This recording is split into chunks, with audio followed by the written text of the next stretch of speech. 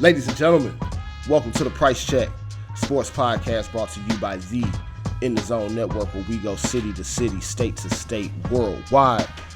Got to check back in on the world of NBA, specifically in the city of Indianapolis, as the Indiana Pacers were sent home in a 4-0 sweep by the Boston Celtics last night. Celtics now clinched their 23rd trip to NBA Finals in team history.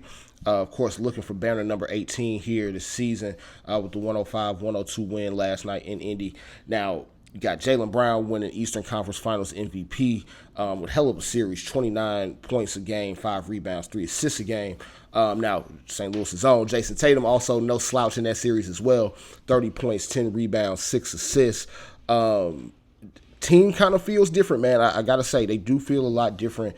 They've had that hashtag different here this season. Does feel different for them this season compared to years past. Just 2 losses this postseason, 12-2 so far, with those 2 losses, of course, coming each in game 2 of the Miami and Cleveland series. Now, in terms of path to get here, people are probably going to talk about how easy it was for them. Getting a chance to go up against Miami with no Jimmy Butler, getting, to end that series against Cleveland with no Donovan Mitchell or Jared Allen by the time it was all said and done. And, of course, only having to see Tyrese Halliburton for a couple games of this series against Indiana. But I will say that this is a team that has not quite played with their food as much as they probably would have in previous years. Of course, they had some tough games down the stretch here against Indy, but I do think when it's all said and done, that Indiana team was just a tough team, coached well. Got to give Rick Carlisle a shout-out for how well that team showed up, even without Tyrese Halliburton by the end of it. So, of course, they're the first team to clinch their side of the NBA Finals berth. But I think when we look at what they can potentially do come the finals, and of course, y'all know I'm not a Celtics supporter, not a Celtics fan by any means. I do think this team is much better equipped to win a championship now, though, than they were a couple years back in that 2022 series against the Warriors. It was a team that they had some vets, but at the same time, they were still some guys that were just getting there for the first time and kind of really first time playing under that type of microscope. Now you got those guys that were there for that loss. You got a guy now, though, in Jrue Holiday that has won a championship with the Milwaukee Bucks, being able to kind of provide that just added level of veteran leadership. And I think they definitely are, going to be the favorite, obviously, going into the series, regardless of who they see, which more than likely looks to be the Dallas Mavericks. But all in all, though, I think Jason Tatum has shown that his game has evolved, being able to impact the game outside of just scoring. And I think there's a consistency right now to Jaylen Brown that just was not there in previous years. Now, we'll see how it all plays out when the finals do start. But I do think that this is a team that is much, much better equipped to win the championship, and also just, better set up in terms of who they might face this time around. Now, talking about who they might face, Dallas Mavericks now up 3-0 against the Minnesota Timberwolves. That is a series, of course, I came on this program and predicted that Minnesota would win in, 6, maybe 7. Couple things that went wrong with that prediction for me. Did not take into account, even with as much as we love Anthony Edwards, just how much energy was drained in getting past the Denver Nuggets, especially in the way that they had to do it, playing in the altitude, having to lock in defensively with him, spending a lot of time on Jamal Murray, just a lot of, that it took out of them to get past the defending champs. Also, with that said, you beat the defending champs, you kind of feel like you're on top of the world at that moment, not realizing, of course, you still got a couple series left to go before you can put championship behind your name also. Now, second biggest factor of all of this, and honestly probably should be number 1, but it's like factors 2, 3, 4, and 5 all wrapped up in one. I allowed myself to believe in the Minnesota Timberwolves and by proxy believe in Karl Anthony Towns.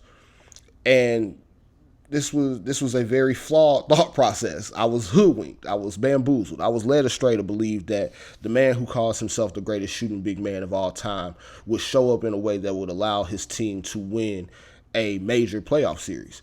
Granted, he showed up well against Denver. He still had some dumb fouls, things like that. Showed up well against Denver, though. This series, not so much. You saw he was referred to as Bad Kitty on the TNT broadcast. We're going to call him Con Artist Carl for all intents and purposes of this show.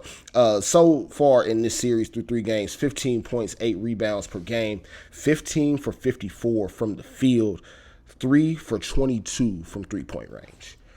And this is a man that calls himself the greatest shooting big man of all time. I'm assuming all time for him, Dirk Nowitzki does not exist. So, whatever, Carl. But all in all, he is one of the main reasons that they are in the predicament that they're in right now. And I don't see any comeback for him. Nobody has ever come back from 3-0. We saw the Celtics, of course, force a Game 7 last year, being down 3-0, ultimately losing in the conference finals. We also know Kyrie Irving right now, I think his record as a player in series clinching or closeout games is 14-0. So I do believe that, this is a series that's over with, and I think it's over with tonight in Game 4. So I think the Mavericks close it out, and we set ourselves up for Luka versus Jason Tatum, Luka and Kyrie versus JT and JB. Mavericks, Celtics starting next week. Now, we're going to have about a week or so of no basketball here on the NBA side, but of course, no, not too major. We can definitely make it past it, build that anticipation up quite a bit before next week's NBA Finals tip off. So, now, got to mention the WNBA here really quickly before we go. We've seen a lot of talk lately about how, the guys are not appreciating the gals are not appreciating what Caitlin Clark is bringing to the game. They're being petty towards her, all this. Idiotic, first of all. Completely idiotic. One, they're not being paid towards her. They're being professionals. They're playing the game that they are being paid to play, and the game that they love to play. 2, why is this supposed to be easy for her? Just because she's great? She looked great against college players like a lot of elite college players do. But as we've seen and said here on this show, there's going to be a learning curve. It's not going to be easy right out of the gate, nor should it be. And, they're talking about everything she's bringing to the game, from chartered flights, things like that. The WNBA had an opportunity 2 to 3 years ago to bring chartered flights to the league, and they said no. Go look it up if you want to know the exact reason why they said no. But basically, they were too cheap to foot the bill on it. Now, obviously they have a little bit more star power. This rookie class has brought some more name and face recognition, even beyond what was already there. So, of course, the charter flights are definitely something that come into play now. But let's not get it twisted. The WNBA had a chance to do the charter flight things years ago. They've had great players for years before Caitlin Clark came into the building. So let's not talk about it as though it's just Caitlin Clark and the Temptations. This is a definite bona fide league that has bona fide stars, and I think we're starting to see that here this year. At least everybody's finally coming around on it. So just wanted to say my piece on that before we took off for the day. But with that said, we'll end it right there. Of course, we got a lot of basketball to look forward to. I guess not so much left to look forward to now that the finals are almost here, but got a full summer of the WNBA season. Of course, we mentioned last week we'll continue to have Jonah Lewis of NTZ DFW coming back on here pretty regularly to talk WNBA hoops with us. But count down, man. NBA season winding down. The finals are almost set. We can't wait to see him tip off. But till next time, ladies and gentlemen, this has been Price Check. I am your host, Josh Price. Check it out.